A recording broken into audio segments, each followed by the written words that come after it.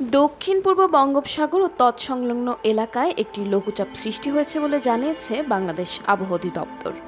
লঘুচাপটি ঘনীভূত হয়ে ঘূর্ণিঝড়ে রূপ নিতে পারে।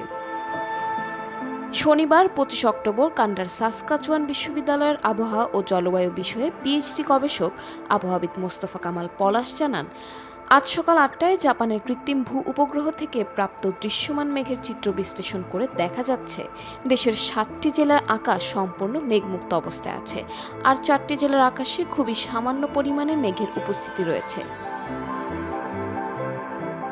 তিনি বলেন, শনিবার সকাল 9টা থেকে আগামীকাল রোববার সকাল 9টার মধ্যে সিলেট বিভাগের সিলেট ও মৌলভীবাজার এবং চট্টগ্রাম বিভাগের কক্সবাজার, বান্দরবান, রাঙ্গামাটি জেলার সীমান্তবর্তী কোনো কোনো উপজেলার উপরে খুবই হালকা পরিমাণে বৃষ্টিপাতের সম্ভাবনা রয়েছে।